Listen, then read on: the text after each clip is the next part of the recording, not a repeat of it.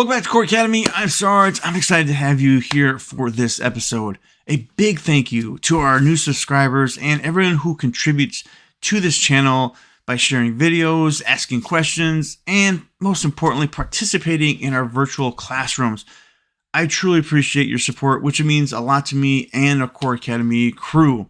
So if you are aiming to improve your basketball officiating skills and navigate some of the game's most challenging scenarios, be assured you are definitely at the right place and we appreciate you. So today we are going to explore the essentials of basketball officiating. And one of those essentials is how to officiate the spin move in the post and how to manage those situations when two officials make calls on the same play. So these moments can greatly influence the game and the cohesiveness within your crew. So I'm here to help you develop confidence and address these effectively. So let's jump into these clips and grab a notebook and let's get right to it.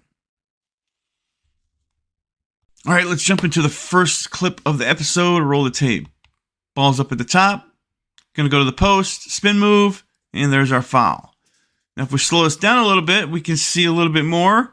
Reaching coming in from the backside. Lead, pinching the paint.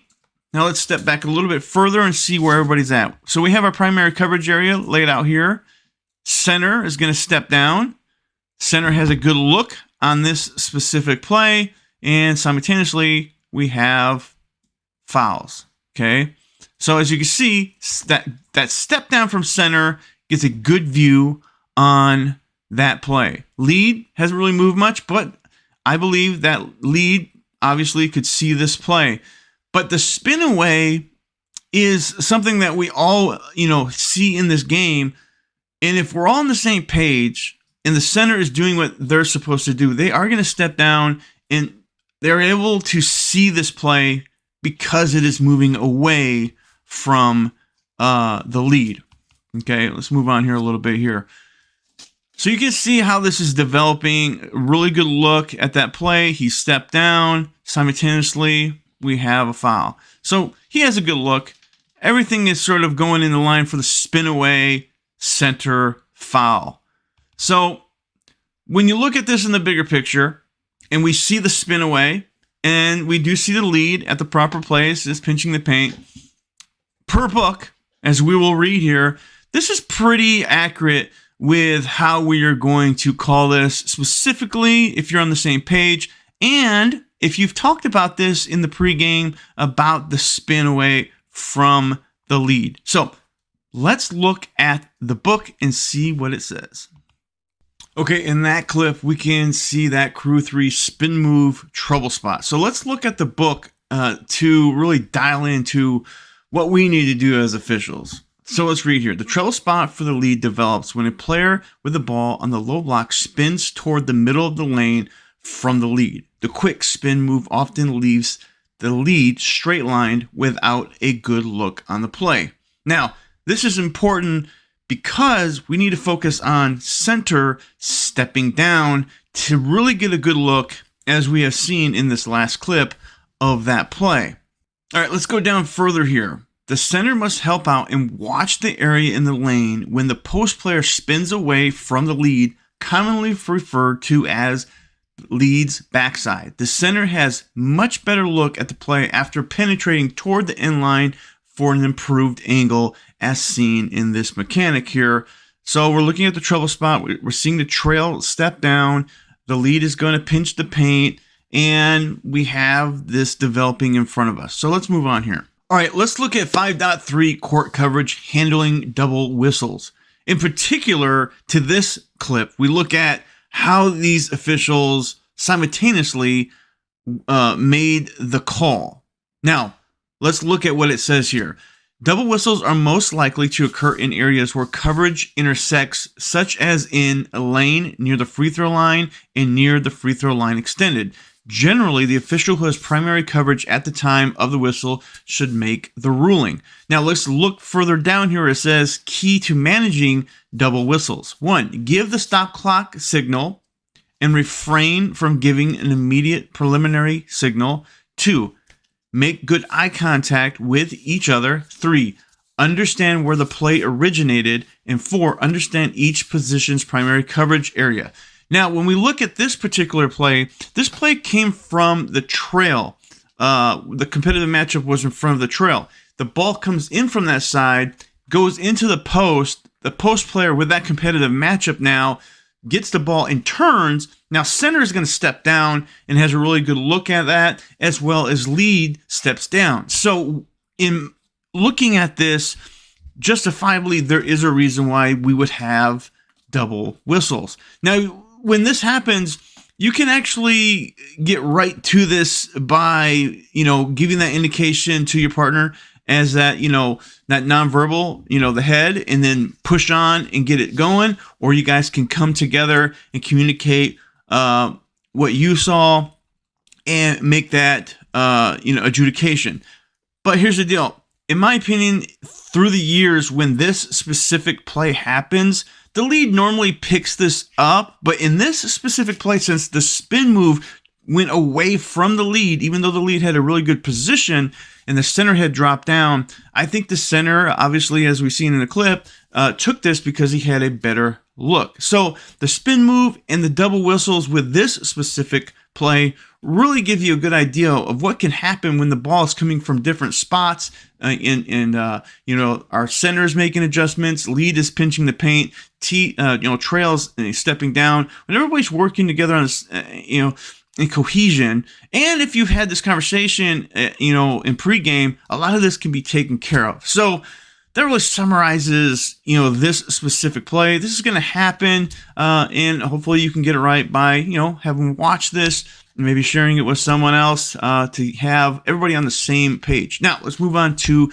the next clip. All right, let's move on to the second clip here. We have a competitive matchup coming from trail into the gray zone. And so let's roll the tape here. Competitive matchup is coming in. The spin and the foul. Okay, before we move on here, though, I want to share something, a little micro detail. Okay, we have the 3 officials that are coming in to talk. Now, who was involved in this play? Our center and our trail. So normally what I recommend is if the lead has nothing to do with it, and there's nothing to confer about, because he didn't call a foul, there wasn't 3 whistles. My suggestion is let's bring the lead back down here, and while this conversation is happening, the lead can see all the players. Now, can, the trail see what's happening here? Yes. But the concentration of the situation is happening right here. So having lead back and able to see the bigger picture, I think would be more helpful during this. And also, one last thing. This is a conversation that I feel maybe had a little bit too much length to it. And I think when you just get the nonverbal, as we've talked about in the book, just get the nod, I got it, and move on, okay? So let's continue on here. Look at it a little further. So we got the little push there, the competitive matchup, and then we have the turn, and there's the hold. So we have a competitive matchup here, which obviously lead is paying attention to. Center has a good look on this. And to me, this is the spin away. And I think trail, since it came from her area, primary coverage area, this is a really good call in understanding primary coverage area. Even though center jumped in, that initial patient whistle needs to be implemented in this play. Okay, so let's go a little bit further into this play here and look how we can make it even better to understand. So during this conversation, we need to make it quick, articulate it, and really move on from it, because the longer we talk, the flow, we need just agree, you have it, and we move on, okay? Now here's our primary coverage area again. So we're moving into the gray zone. So yeah, our box is showing us that hold and where our officials are looking. So obviously the double whistle, and as we discussed in the early portion of this episode with the rules, we have a really good understanding on how we're going to go through our patient whistle, and we're going to make sure that we're going to communicate effectively, non-verbally, push through and get things going. And this is really all about being on the same page and understanding our rules. All right, in this last clip, let's look at how we as officials can understand when our competitive matchup moves out of our primary coverage area into another primary coverage area, specifically lead, how we are going to make sure that we can use a patient whistle, trust our partners, but also look at how our nonverbal and verbal communication develops in this play. Here we go. Run it. Ball's up at the top. Player's going to come in, and we have here lead calling a foul, and we have our center. Now, let's take a quick look back here and look at our primary coverage responsibilities. Okay, so now we have our visual of our primaries. Now, let's go through the specific steps here in this play. Roll the tape.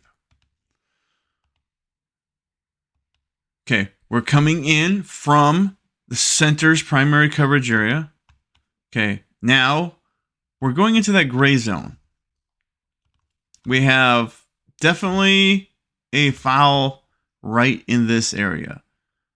So we have good looks on this all around. Okay, so there's no problem with that. But in this secondary defender that comes in, this generally will release this specific competitive matchup and go to our lead. And consequently, because this play is developing fast, Trail actually has a good look at this as well. So now let's clear everything off and then look at our officials making the nod at who's getting the call. This is beautiful. I like this. This is good teamwork. He's communicating to his partner confidently and projecting, yep, that was your call. Primary coverage pickup, competitive matchup, and confirming with each other everything's going to go smooth, and we move on from the play.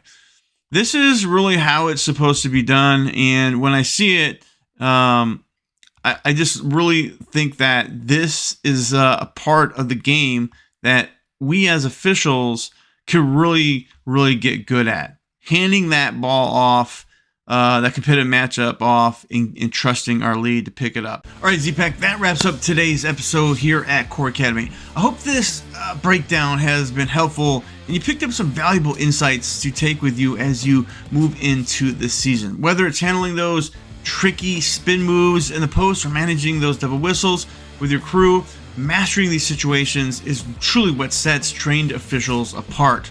So if you enjoyed this episode, please don't forget to give a thumbs up and share it with your fellow referees. And if you haven't already, hit the subscribe button and turn on those notifications so you never miss an episode. I'd love to hear your thoughts and questions, or even your own experience with these scenarios. Drop them in the comments below, or make sure you send them to my inbox. Thanks again for watching and being a part of COR Academy family.